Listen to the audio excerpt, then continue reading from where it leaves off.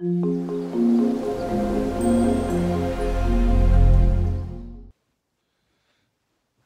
guys, we're looking at Chapter 8, Non-Democratic Regimes, also known as authoritarian regimes. But we're going to say non-democratic because most of the time that's what the AP says.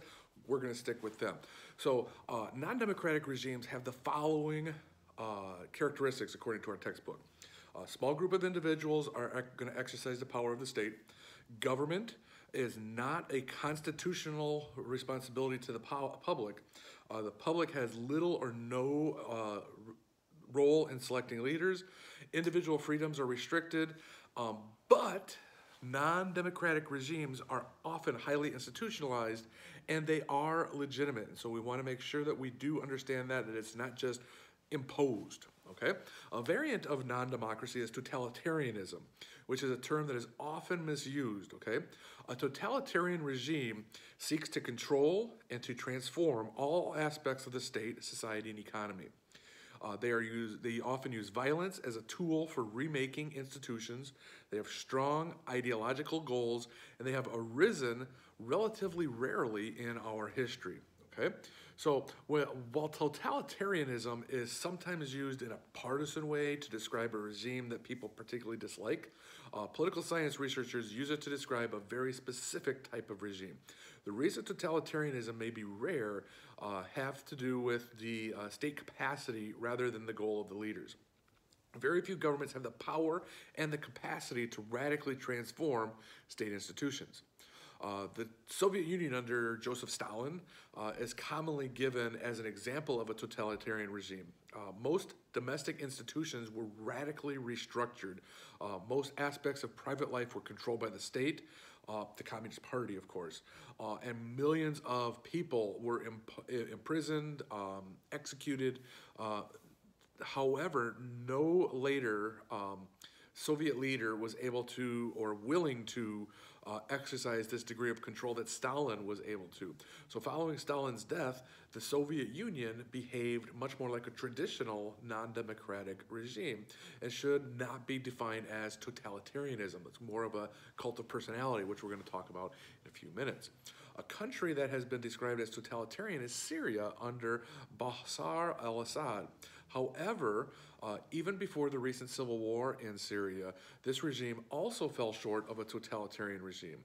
The Ba'athist Party lacks a strong ideology, and the state was considerably less centralized than many outsiders imagined. In the modern era, North Korea can be accurately described as totalitarianism. Kim Jong-un, the most recent leader of the Kim dynasty, is the first secretary of the Korean Workers' Party. He is also the first chairman of the National Defense Commission and the supreme commander of the Korean People's Army. The founding member of the dynasty, Kim Il-sung, died in 1994, and he is the eternal president. And Jong-un's father and predecessor, Kim Jong-il, died in 2011 and is the eternal general secretary. So the state controls every aspect of public life in North Korea. All television stations are state-controlled. Individuals are limited in their use of cell phones, and the state's extremely limited intranet, not internet, intranet, is heavily censored. Jobs and education are controlled through state appointment, and there is no civil society. Considerable state resources. A 2012 article estimated this at $100 million per year, goes into cultivating a personality cult around the Kim family, generating a fanatic devotion among the population.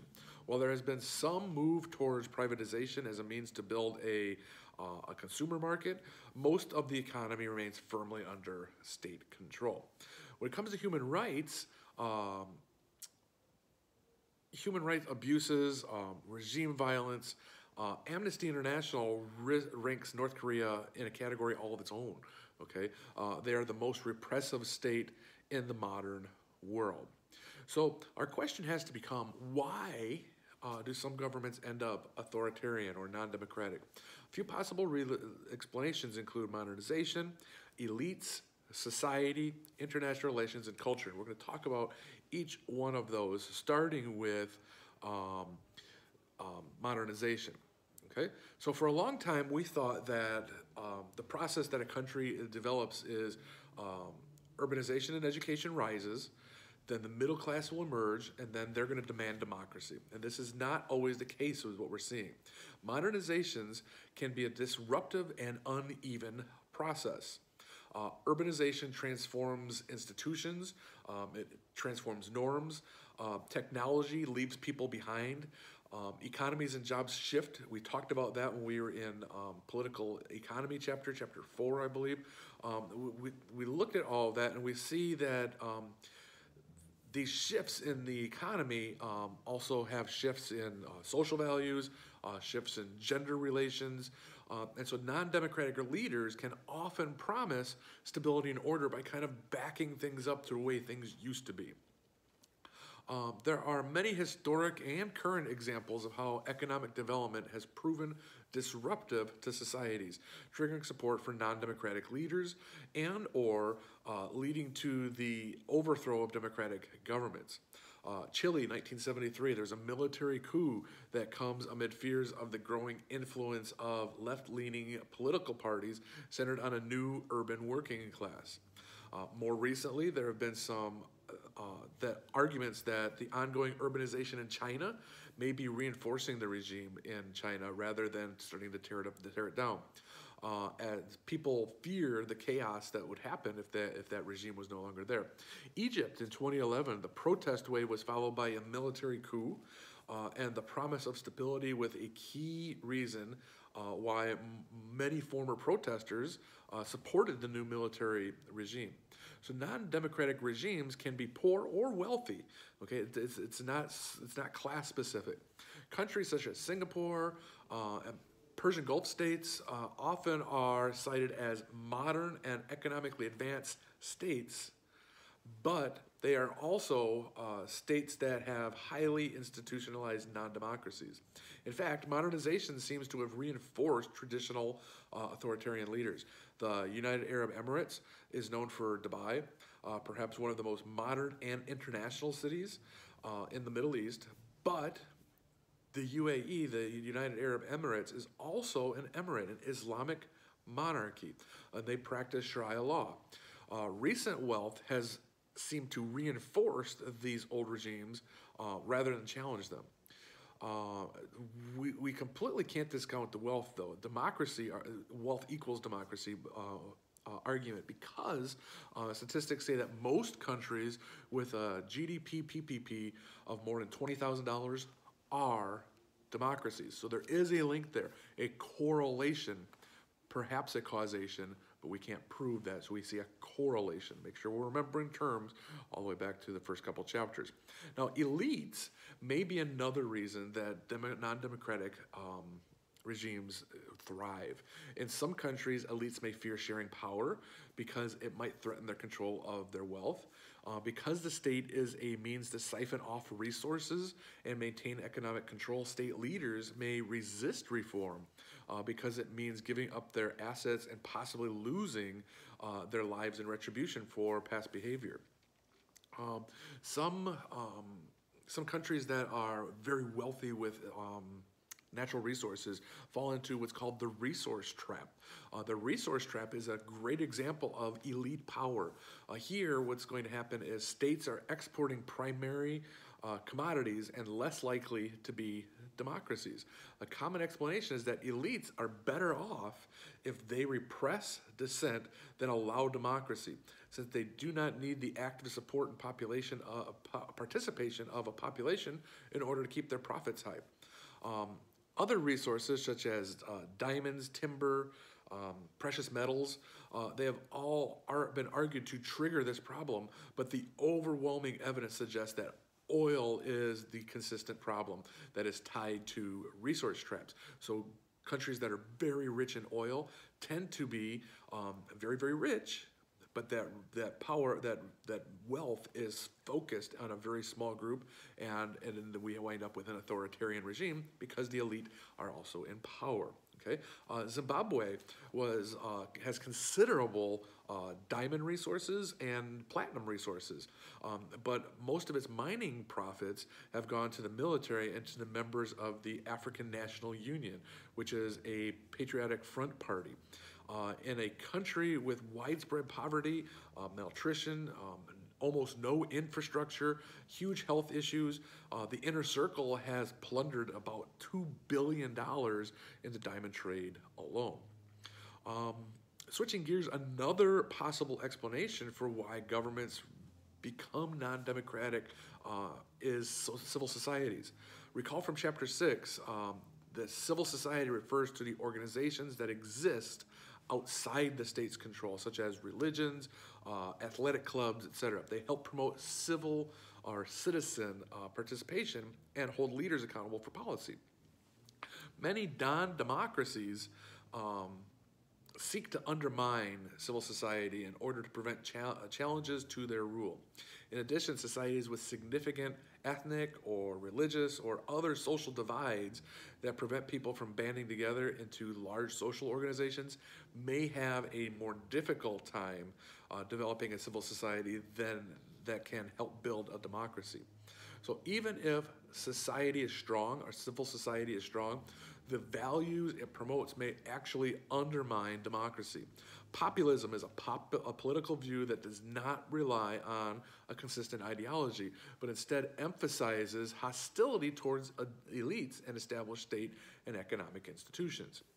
Non-democratic leaders who use populism may claim they are promoting greater power in the hands of the public, but they are actually using it to undermine any opposition who might challenge their power so that they can stay elite. One example of a state where a populist leader has appealed to manipulate civil society into favoring non-democratic rule is Venezuela under Hugo Chavez. A former military man, Hugo Chavez used populism as a divide and conquer strategy to mobilize the lower class in Venezuela. Then they mobilized them against any opposition leader. By polarizing the society along class lines, he made sure that no other elite could challenge his rule. Even after his death, Venezuela, the society continues to struggle with political polarization. Chavez developed this polarization, and it has recently resulted in massive protests, but no democratic reform. International relations is another one, and this is a big one for parts of the world. Following World War II, the USSR, sometimes forcibly, shaped the governments of Eastern Europe, ending democratic movements and eliminating civil society. They would later reinforce these satellite regimes, crushing revolts in Hungary, Czechoslovakia. In some countries, an imperial legacy may reinforce non-democratic elements. Poorly drawn borders may create ethnic and religious divides, which is what we're going to see when we get to Nigeria, making consensus difficult and increasing the incentive that powerful groups may turn to authoritarian or non-democratic ways to monopolize power. Imperial institutions may also lead to uneven modernization, weak state autonomy, and capacity, giving an opportunity for populist leaders like we saw in Hugo Chavez. During the Cold War, the United States would often back non-democratic leaders as long as they were committed to fighting communism, such as in South Vietnam, or Islamism, such as in Egypt. At times, this involved U.S.-sponsored overthrow of democratically elected regimes, such as Iran, Chile in 1973. More recently, Russia and China have promoted non-democratic regimes in neighboring countries and in the Middle East. Regional powers, Iran, Saudi Arabia, they have sought to use their oil wealth to support like-minded regimes. Iran is a long supporter of the Assad regime in Syria, and Saudi Arabia has actively intervened to support pro-Saudi governments in Bahrain and in Yemen in 2015. And our last explanation is going to be political culture. Some people used to think that democracy was an inherently Western and specifically Protestant Christian artifact. Okay, something that emerged because of Europe's specific history and specific culture. As a result, it would be impossible or inappropriate to export democracy to other cultural contexts. This view is faded among academics today, and the biggest reason is in all cultures across the world, in every continent, we find democracies, and we find them thriving, okay? And so as this is spreading, we are seeing this. However, there are some cultures, especially those cultures that are strongly religious-based, that they're choosing non-democratic regimes rather than choosing to turn to democracy. Okay, so authoritarian leaders need to maintain political control. In addition, they have to do so efficiently so that they can turn a profit, okay? At the very least, they need to sustain themselves, right? So there are three main ways that this is done. And the first is coercion. Here the public is obedient. If they're not obedient, they're forced to be obedient through violence and surveillance. Another avenue is co-optation. In co-optation, members of the public are brought into beneficial relationship with the state and with the government, often through corporatism or clientelism. We're going to talk about those in a few more minutes here. And a third option for maintaining authoritarian rule is personality cult. Here, the public is encouraged to obey the leader based on his or her extraordinary qualities and compelling ideas. So let's take a look at all three. First, we're going to look at coercion. Coercion is the use of fear to discourage opposition. So sanctions might include killing, okay, torture, job loss, threats to their family. It relies on surveillance to identify threats. So Big Brother's watching you is a real thing in non-democratic regimes. While some regimes still rely on indiscriminate violence to inspire fear in the population, this sort of behavior is very high risk because it brings the people together to rise up, and we want to keep the people down in a non-democratic regime. The leader does, okay? So many non-democratic regimes prefer selective, targeted violence, such as arresting protest leaders rather than all the protesters, okay? So to identify possible threats to the regime, non-democracies can develop elaborate surveillance institutions, secret police, to spy on the population. In the age of the internet and mobile phones, surveillance has become more sophisticated, and many non-democracies have invested millions and millions of dollars in developing ways to infiltrate opposition social media. Coercion may be accomplished by the use of the state's coercive apparatus, the police or the military, as we saw in 1989 at Tiananmen Square in China. Or it can be accomplished by using an organization more loosely affiliated with the state. During the Cultural Revolution, most repression was carried out by the Red Guard, a group of radical students of Mao in China. Similarly, in Iran, the Basij are armed militia groups who support the supreme leader. During the 2009 Green Revolution, they were sent out to engage in crowd control, and they often attacked and beat the protesters. There are several good reasons why a non-democratic leader, however, is going to hesitate before using coercion as the sole tool in their arsenal. Widespread coercion can undermine a regime's legitimacy and create more widespread grievances. For instance, in several Latin American countries, the family members of people who were disappeared by military rulers became activists in response to their loss. And so coercion and the surveillance network required for it to work effectively is also very costly to run. So not all countries possess the capacity, that's the ability, to maintain this tool over a long period of time at least. Finally, coercion requires people to actually carry out the repression. So you need the military, the police, intelligence services, regime-sponsored groups.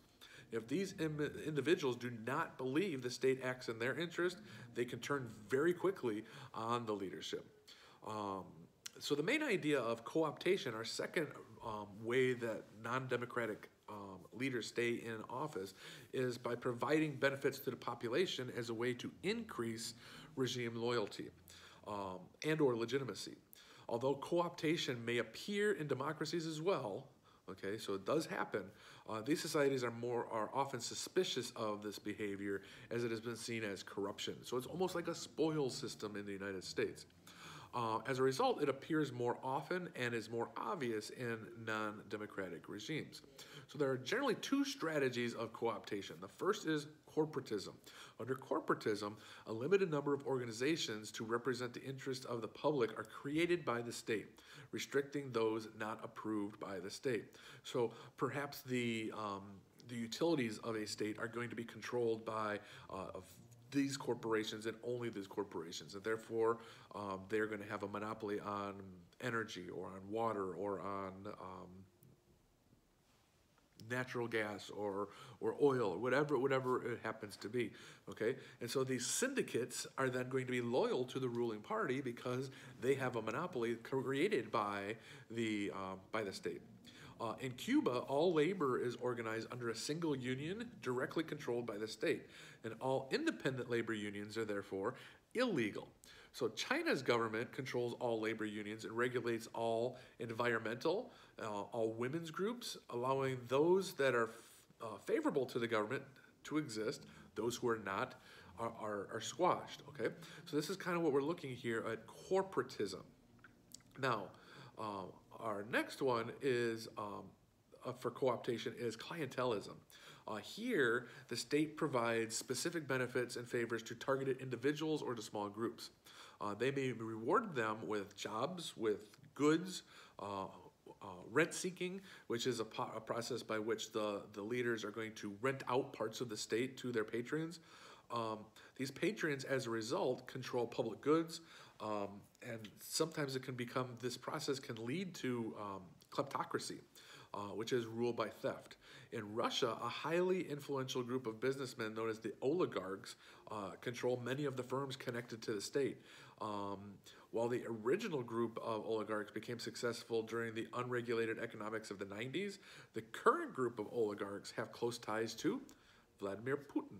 Okay, and what we find is that the economic resources of competing companies are oftentimes either taxed out of the market, or it's simply confiscated by the state. And so we can see in co-optation, the state is working with individuals, with small groups, with a company, in order to get themselves the protection that they need to stay in office. Personality cults are a veneration of leadership that are almost quasi-religious. The leader in a personality cult embodies the spirit of the nation and is endowed with wisdom and strength far beyond that of the normal individual.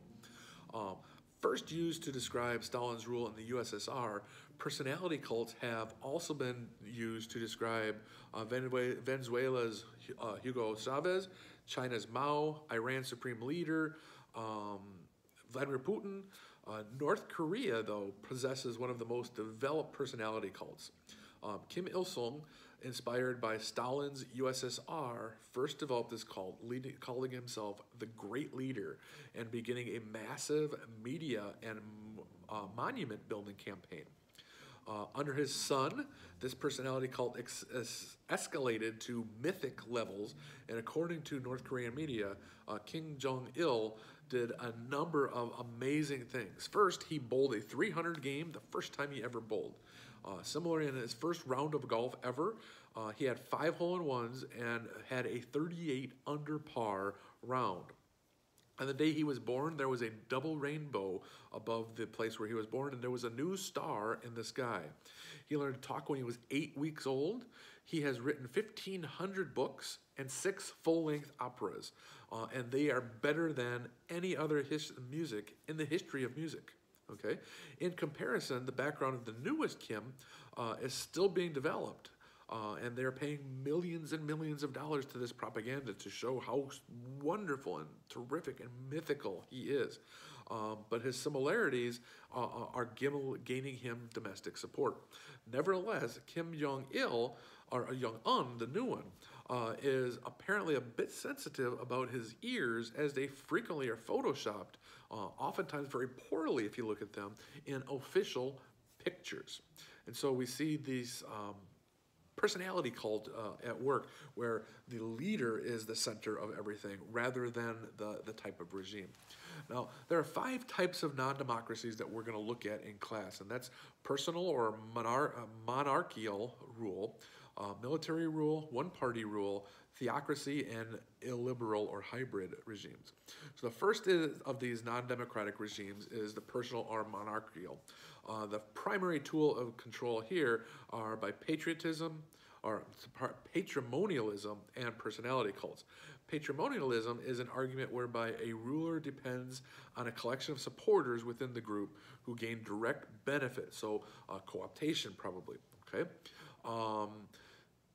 For instance, in Zaire, Mobutu Sese Seko intentionally stymied economic growth throughout the country by destroying public infrastructure, his roads, as a way to secure his own rule, while the economic benefits from mining went to only his group of supporters.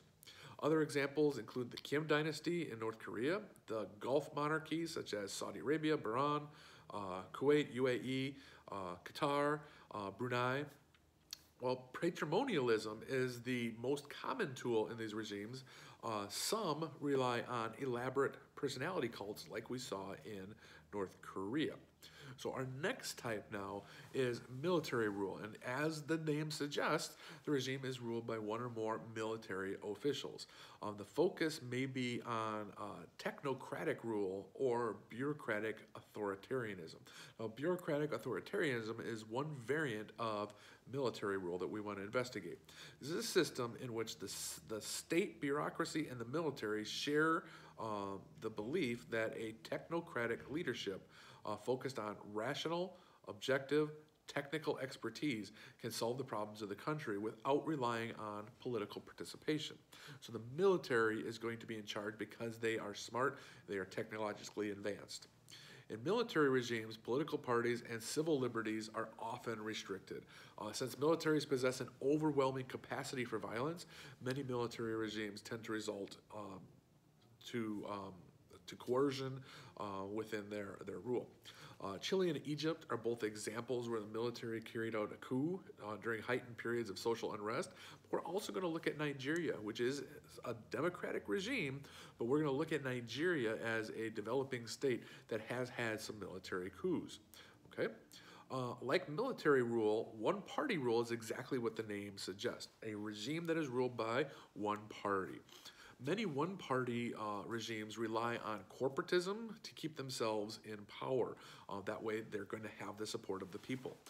Jobs, healthcare, housing is often handed out as benefits from the party, with the best rewards going to party members and to loyalists.